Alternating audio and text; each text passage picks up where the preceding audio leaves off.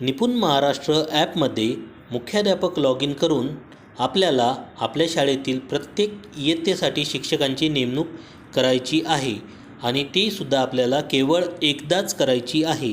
त्यासाठी आपण वर्गनिहाय शिक्षक नोंदणी करा या बटनवर क्लिक करायचे आहे।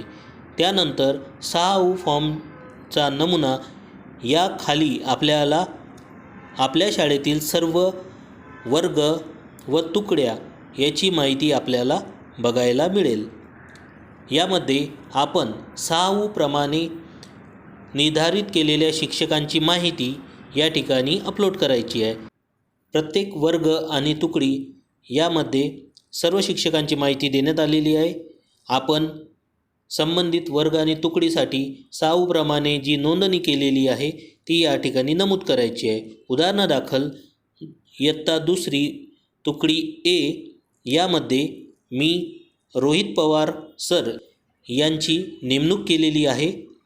तसेच इयत्ता 2 ब यामध्ये मी राम लोहिया सर यांची नेमणूक केलेली आहे। अशाच प्रकारे आपल्याला आपल्या शाळेतील सर्व वर्ग व तुकडीनिहाय शिक्षकांची नेमणूक ॲपमध्ये केवळ एकदाच करायची आहे आणि सर्वात शेवटी असलेल्या वरील निवड जतन करा या बटनवर क्लिक करून आपल्या शाळेतील शिक्षकांची नेमणूक आपल्याला पूर्ण करायची आहे।